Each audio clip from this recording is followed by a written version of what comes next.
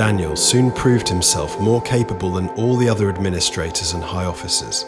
Because of Daniel's great ability, the king made plans to place him over the entire empire. Then the other administrators and high officers began searching for some fault in the way Daniel was handling government affairs, but they couldn't find anything to criticize or condemn. He was faithful, always responsible, and completely trustworthy. To try and catch Daniel out, the other administrators and high officers convinced the king to sign an irrevocable law saying that if anyone prayed to someone other than King Darius for the next 30 days, they would be thrown into a den of lions. When Daniel learned that the law had been signed, he went home, knelt down as usual in his upstairs room with its windows open towards Jerusalem. He prayed 3 times a day, just as he had always done, giving thanks to his God. When the officials went to Daniel's house and found him praying and asking for God's help, they went straight to the king and told him about Daniel praying. Hearing this, the king was deeply troubled, and he tried to think of a way to save Daniel. He spent the rest of the day looking for a way to get Daniel out of this predicament. But the officials reminded the king about the law he'd signed. So at last the king gave orders for Daniel to be arrested and thrown into the den of lions. The king said to him, "May your God, whom you serve so faithfully, rescue you." Very early the next morning, the king got up and hurried out to the lion's den. When he got there, he called out in anguish, "Daniel, servant of the living God, was your God whom you serve so faithfully able to rescue you from the lions?"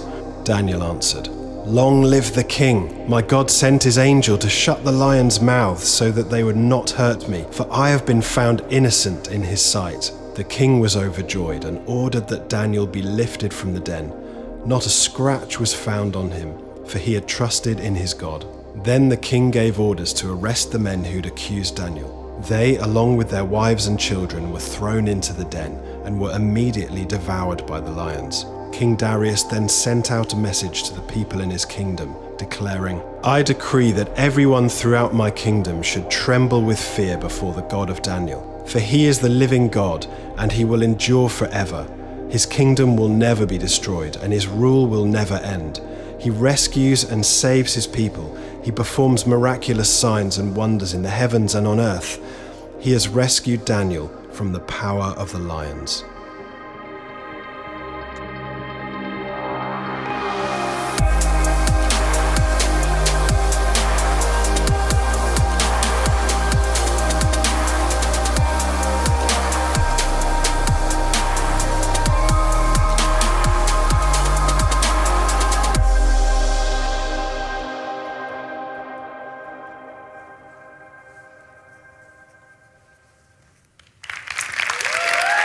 Hi everyone. Good morning. It is so lovely to be with you today. What an honour and a privilege it is to be here. Well, I am a big fan of kids being bored. As a teacher, I often tell my kids, embrace these moments in life when you're bored, because it can pave the way for creativity and imagination. Now, my sister Emily and I, we were masters at creating something out of these nothing moments in life. The Donut Man rescued us particularly. Here's a picture of him. Anyone know the Donut Man? Yeah. So the Donut Man essentially put Bible stories to music for children.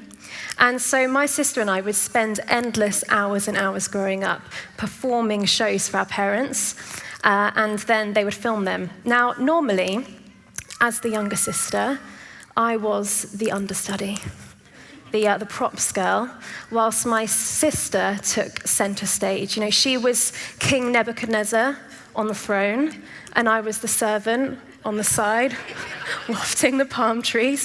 But on one very special day, I was chosen to be the main part in the show. I was the lion in Daniel and the Lion's Den. Take a look. Okay, Daniel loved spending time with God so much that he would rather have been thrown in a lion's den than to miss his prayer time. Are you ready to pretend to be the lion? Yeah! Okay, let me see your teeth and your claws. Now let me hear you roar. Roar! Roar! Roar! Roar! I'm a big lion.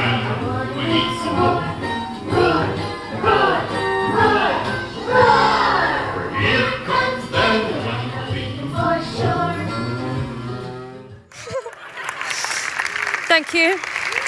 Thank you very much. Now, growing up from that moment, whenever I thought of the book of Daniel, I would think of this epic scene. You know, this image of Daniel surrounded by lions made quite an impression on my young mind. And today we are going to focus on this scene in the lion's den very briefly. But I actually want to focus more on those moments leading up to the lion's den. And I want to focus on one theme that I feel comes out again and again and again, and that is the theme of faithfulness. Because I feel that herein lies the secret to Daniel's victory. Now, I wonder, what is your lion's den right now? What challenges are you facing right now? Well, I believe that for all of us, if we can learn the secret of faithfulness, then we too can see those lions' mouths shut in our lives. Now, faithfulness is a theme throughout the book of Daniel. You know, right from the beginning in chapter 1, Daniel refuses to eat the king's food. And then in chapter 3, as we've seen, Daniel's 3 friends, they stay faithful to God by refusing to bow down to the statue. And now here we are in chapter 6. Now, most scholars think he's around 80 years old at this time, and he's continuing to model a life of faithfulness. And I want to focus on 2 elements of Daniel's faithfulness in chapter 6. And the first is this: Daniel was faithful on the front line. He was faithful on the front line. Now, for Daniel, his front line was work, but when I'm talking about your front line, it's whatever you're called to in this season. Work, study, raising kids, retirement, wherever you're at right now, how can we be faithful? And I want to pull out 2 things from the text here. Firstly, I think faithfulness looks like excellence. Faithfulness looks like excellence. Right from the beginning of the book of Daniel, you know, we read that in chapter 1, Daniel is chosen for the civil service because of his excellence. And then later he's promoted because of his excellence in interpreting dreams. And now in chapter 6, yet again, under another king now, King Darius, he's chosen to be leader in the kingdom. It says, Daniel soon proved himself more capable than all the other administrators and high officers. Because of Daniel's great ability, the king made plans to place him over the entire empire. Excellence was a hallmark of his life. So how can we do things excellently on our front line? I think it's easy to do things excellently when people are looking. But what about when they're not? What about when your boss is not looking over your shoulder? What about when you're at home doing the daily grind and no one's there to applaud you? Well, the author Charles Marshall says, integrity is doing the right thing when you don't have to, when no one else is looking or will ever know, when there'll be no congratulations or recognition for having done so. Do things well, even when no one's looking. Heather is a woman who I think of when I think of excellence when no one is looking. She is a woman who delivers our post. And every time I see her out of the window, I can't help but just stop and just admire her. She is incredible. She's super efficient. She whizzes around the streets. But she always just has time to just talk to people. She's just bubbly, her smile is contagious, and she really is someone who inspires me to be excellent when no one is looking. You know, those of us who have had to work from home during the pandemic, this might have been a particular challenge to be excellent when no one's looking. You know, you're in a Zoom meeting, you're looking really thoughtful and engaged, you know, while simultaneously adding some sausage rolls to your Sainsbury's order. Or, you know, your top half, work clothes, bottom half, pajamas. We've all been there. You know, little things done excellently. This is the goal. And you might find that people notice anyway. They might notice your excellence. They did for Daniel. Daniel's excellence caught the eye of the king. But we know from Daniel's life in the preceding chapters that he wasn't a people pleaser. He wasn't living to people please. He was living for an audience of one. So faithfulness looks like excellence. And faithfulness is also being trustworthy. It says in Daniel 6:4, he was faithful, always responsible, and completely trustworthy. Have you ever panic lied? Kids are really good at this.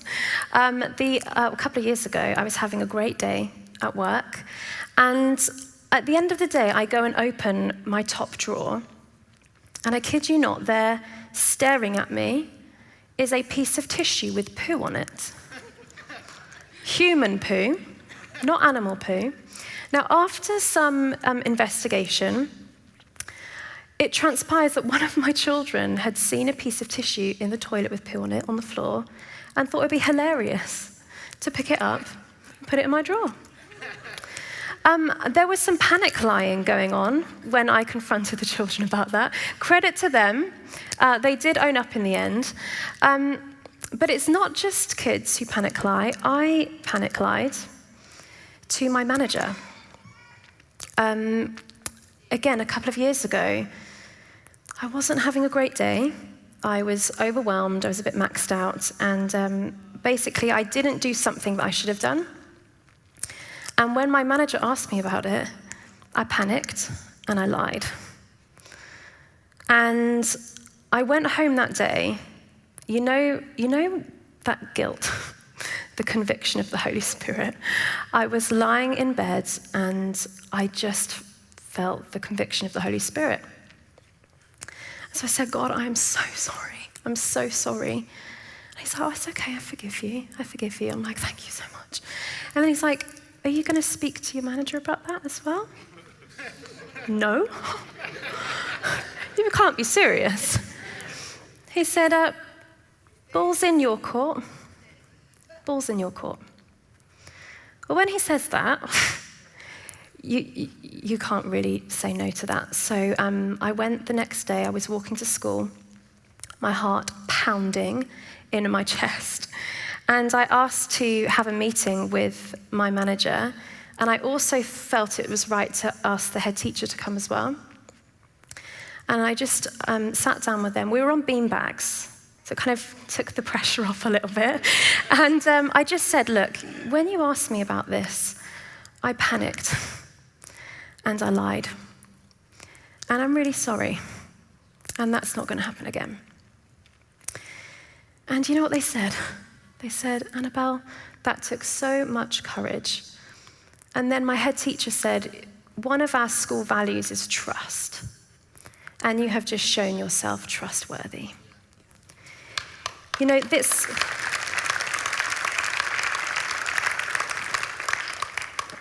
was a really important moment for me, because up to this point, I don't know if you feel this as well, I'd put so much pressure on myself to represent the king as a kingdom ambassador in the workplace. And in my mind, I was thinking, you know, the king is perfect, and I want to represent him perfectly, and I don't want to let him down.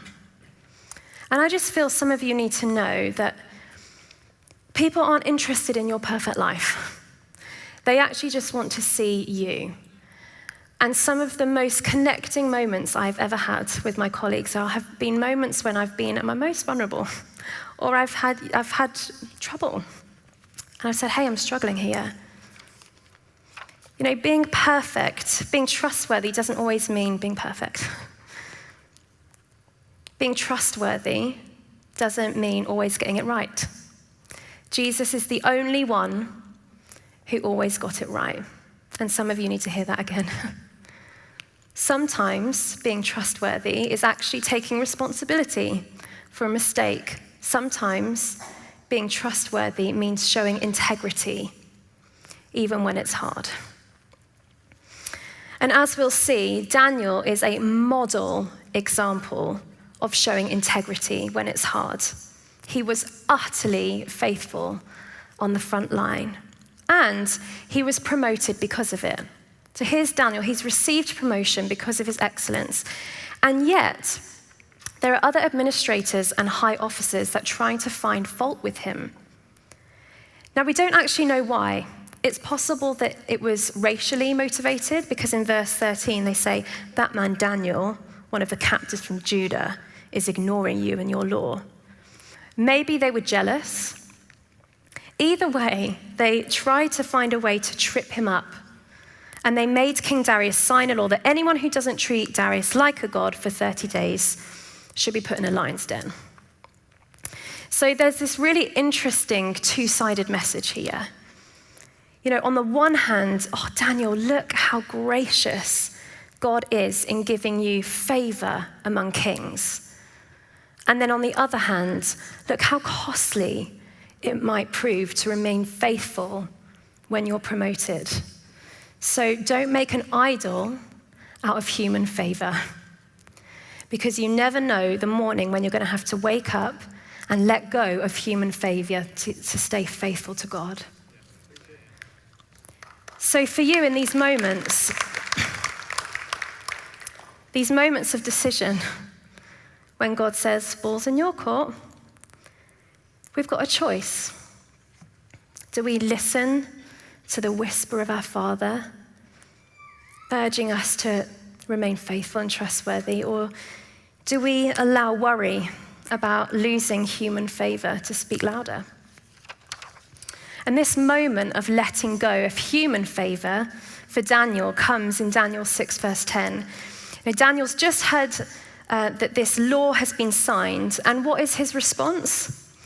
He was unshakably faithful to God. This is my second point. Daniel was unshakably faithful to God. When I was 19 and I was coming towards the end of a year in an amazing ministry school in California, I remember studying the life of Daniel. And this time I wasn't impressed by, the furnace or the den, but just about the man, Daniel, his depth and his character and his devotion to God. And here's part of a journal entry that I wrote on the 17th of April, 2009, towards the end of my time in California. It says, I've been reading Daniel, definitely one of my favorite Bible characters, if not the favorite.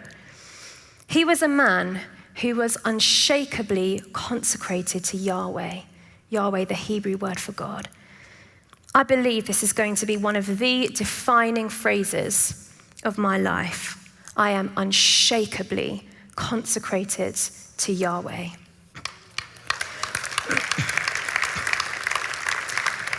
And this phrase, it burned in my spirit in my early 20s. And now as I return to Daniel in my early 30s, I'm just even more impressed by the depth of his character.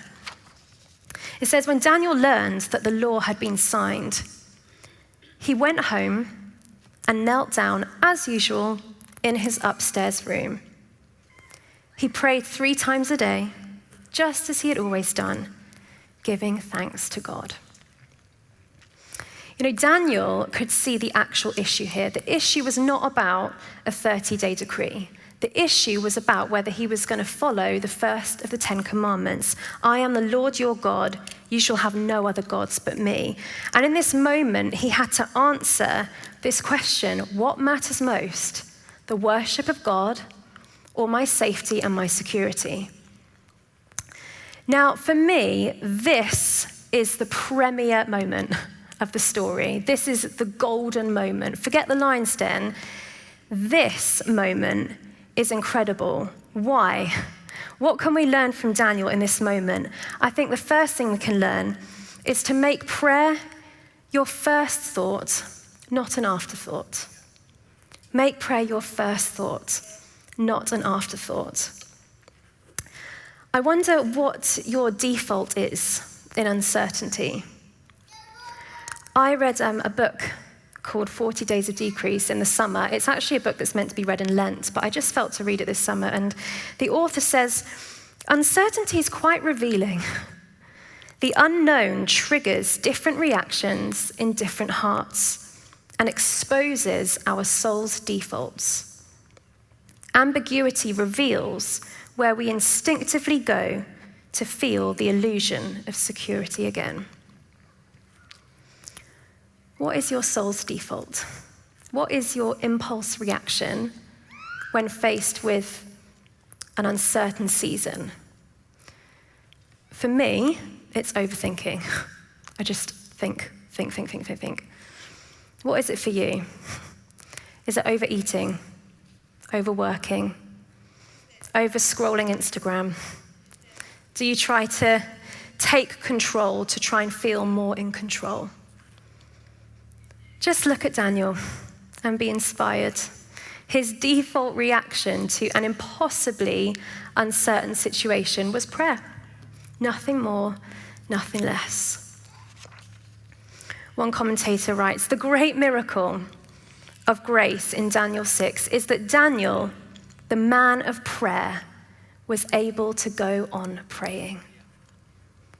You know, Daniel was able to stay steadfast because he had wells of faith brimming inside of him, topped up by years and years of faithful prayer. Prayer was a habit. He prayed 3 times a day, just as he has always done. The other day, a Muslim colleague of mine came to me in the workday, and she said, I just need to go and find a quiet room. I said, are you okay? She said, yeah, I just need to go and pray. And I think we can learn a lot from our Muslim friends about the habit of prayer. So make prayer your first thought, not your afterthought, and pray with gratitude. Pray with gratitude. What's amazing in this moment to me is that Daniel, he didn't flinch. There is no record at all of there being any inner turmoil or despair. And it feels a bit of a bizarre moment, doesn't it, to give thanks. You can just picture him like, oh God, I just want to thank you so much for these precious lions who are about to just devour my flesh. Would you bless them? Would you sustain them through my body? You know, of course, no, he wouldn't. He wouldn't be thanking God for the lions, would he? But he's still thanking. He's still thanking. Now, Thanksgiving would not be my first port of call. I don't know about you, but there's something powerful, isn't there, about this? And Jesus, who himself went through his fair share of lion den moments, he says, count yourselves blessed every time people put you down or throw you out or speak lies about you to discredit me. You can be glad when that happens. Give a cheer even, for though they don't like it, I do. And all of heaven applauds. I love that. I love that. You know, when you're in the lion's den and you're facing fear and challenge and uncertainty, you have all of heaven cheering you on. What a thought. You know, when you choose to give praise in those moments, you have heaven applauding you. I just find that so encouraging. Now notice it was Daniel's habit of prayer that got him put in the lion's den. When the officers told King Darius that Daniel had continued to pray to God, King Darius had no choice but to sentence him to death by lions. And yet I believe it was this same habit of prayer that released his breakthrough. Another commentator says, when we watch Daniel being lowered into the lion's den, we hold our breath in fear and anticipation. Yet by that point, the danger has already been overcome and the great fight has been fought. Daniel had already won the battle in prayer before he even stepped foot in the lion's den. And you don't know what battles you are winning in the spirit when you get on your knees and when you pray.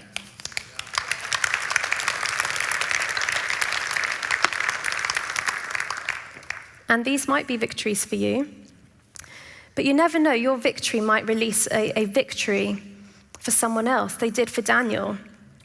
Daniel's victory flowed into victory for King Darius, who at the end of chapter 6 ends up publicly praising God.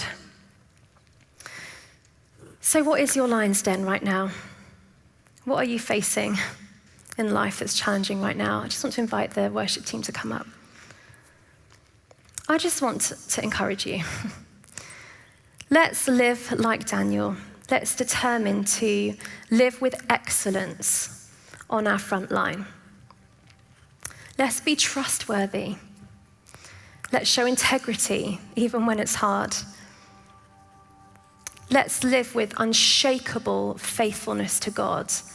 And this is not a faithfulness that is based on circumstance or based on an absence of pain or challenge, but it is a faithfulness that is rooted and grounded in the faithfulness of God. You know, the same God who closed the lions' mouths, he's the same God who can close the mouths of any lions in your life right now. The same God who led the Israelites from Babylon home to Jerusalem.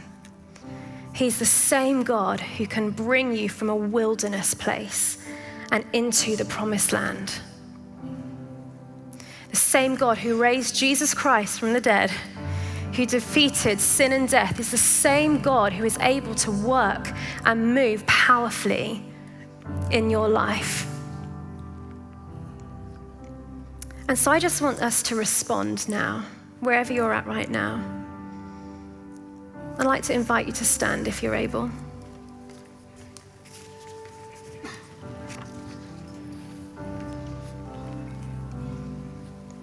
And I just want you to take a moment now to reflect on what is it that God is speaking to me about. Just bring that to mind. Is it about excellence? Is it about integrity? Is it about prayer or thankfulness in prayer?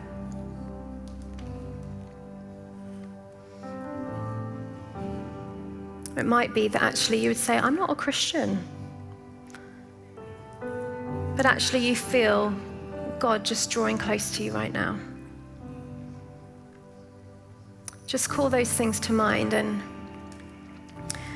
we're just going to pray a really simple prayer together. And it's just this: Jesus, I say yes to you. So why don't you right now, wherever you're at, just quietly, just say, Jesus, I say yes to you. I say yes to your courage. I say yes to your excellence. I say yes to picking up my prayer mantle again and going again in prayer.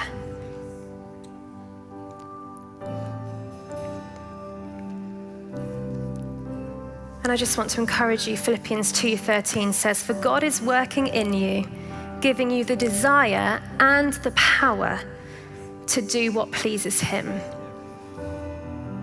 So why don't you just receive now the desire and the power from your Father God to be faithful on your front line, wherever that may be.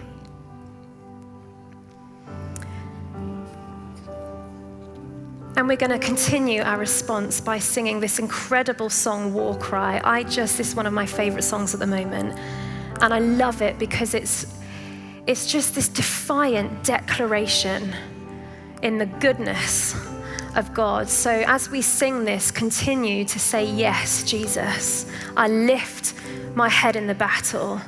I set my eyes on your praise. In Jesus' mighty name.